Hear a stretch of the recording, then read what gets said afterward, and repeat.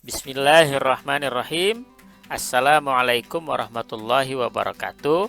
Kepada para pelajar dan mahasiswa di mana saja berada, mari kita belajar bahasa Indonesia. Pada kali ini kita akan mempelajari tentang kalimat. Oleh sebab itu, simak penjelasan kalimat berikut ini. Apa yang dimaksud dengan kalimat? Kalimat adalah suatu susunan kata yang dapat dipahami maknanya oleh orang lain, baik diucapkan maupun dituliskan. Dalam sebuah tuturan, kalimat ditandai oleh suara naik turun, keras lembut, di sela jeda, dan diakhiri dengan intonasi akhir. Dalam tulisan, kalimat dimulai dengan huruf kapital dan diakhiri dengan tanda titik, tanda tanya, atau tanda seru. Selanjutnya, ciri-ciri kalimat merupakan satu kesatuan bahasa yang memiliki fonem dan morfem. Fonem adalah bunyi pada sebuah bahasa yang membedakan makna dalam sebuah kata, sedangkan morfem adalah bentuk bahasa yang mengandung arti pada sebuah kata. Lalu dapat berdiri sendiri meskipun tidak ditambah dengan kalimat lengkap. Mempunyai pola intonasi akhir, adanya huruf kapital dan tanda baca dalam sebuah kalimat. Berikutnya adalah unsur-unsur kalimat. Terdiri atas subjek atau dikenal dengan S, disingkat dengan S, dikenal dengan istilah pokok pembicaraan. Contoh, adik membaca buku, adik adalah subjek. Lalu predikat ditandai dengan P sebagai keterangan subjek, biasanya terdiri atas kata kerja. Contoh, adik membaca buku, kata membaca adalah predikat. Objek ditandai dengan huruf O, sesuatu yang dikenai pekerjaan atau keterangan predikat. Misalnya kata buku pada kalimat adik membaca buku, maka kata buku adalah objek.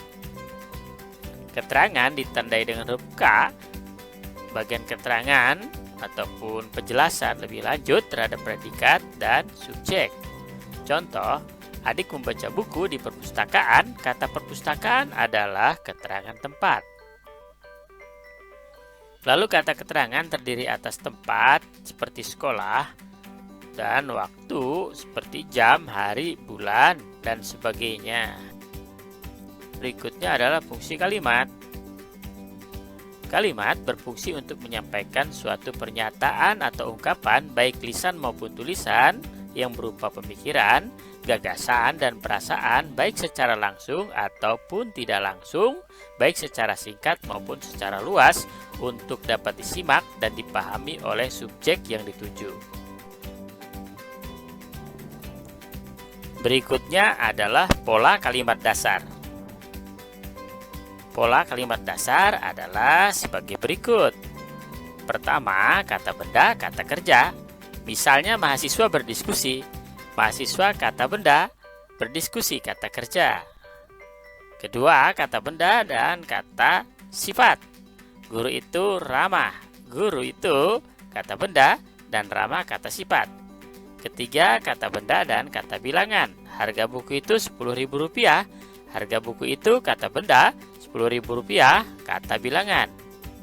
Keempat, kata benda 1, kata kerja, dan kata benda 2. Contoh, mereka menonton film. Mereka kata benda 1, menonton kata kerja, dan film adalah kata benda 2. Kelima, kata benda 1, kata kerja, kata benda 2, dan kata benda 3. Contoh, paman mencarikan saya pekerjaan. Paman kata benda 1, mencarikan kata kerja, saya adalah kata benda 2, dan pekerjaan kata benda 3. Yang keenam, kata benda 1 dan kata benda 2. Contoh, Rustam peneliti.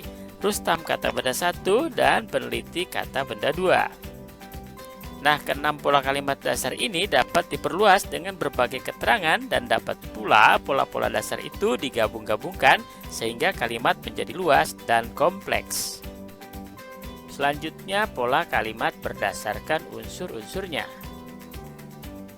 Pola SP atau subjek predikat.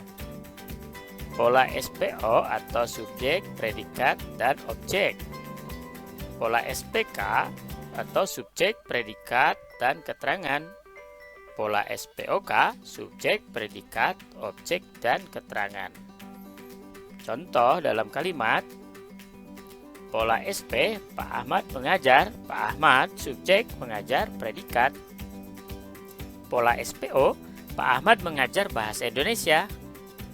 Pak Ahmad, subjek, mengajar, predikat, dan bahasa Indonesia adalah objek. Pola SPK, Pak Ahmad mengajar di sekolah dasar. Pak Ahmad, subjek, mengajar, predikat, di sekolah dasar adalah keterangan. Pola SPOK, Pak Ahmad mengajar bahasa Indonesia di sekolah dasar. Pak Ahmad, subjek, mengajar, predikat, bahasa Indonesia, objek di sekolah dasar, keterangan. Cara menentukan pola SPOK di atas sebagai berikut. Siapa yang menjadi guru? Yaitu Pak Ahmad, maka Pak Ahmad sebagai subjek. Apakah pekerjaan Pak Ahmad? Guru. Guru adalah predikat atau jabatan. Pekerjaan Pak Ahmad. Bidang studi apa yang diajarkan Pak Ahmad? Bahasa Indonesia. Bahasa Indonesia sebagai objek. Di mana Pak Ahmad mengajar bahasa Indonesia? Di sekolah dasar, maka sekolah dasar sebagai keterangan tempat. Demikian tentang kalimat yang saya sampaikan pada hari ini. Semoga bermanfaat bagi kita semua. Maka dan demikian dilanjutkan pada pembahasan berikutnya, yaitu jenis-jenis kalimat, insya Allah. Ya, terima kasih kepada para pemirsa, pelajar, dan mahasiswa yang menyaksikan materi bahasa Indonesia pada hari ini. Saya ucapkan terima kasih. Wassalamualaikum warahmatullahi wabarakatuh.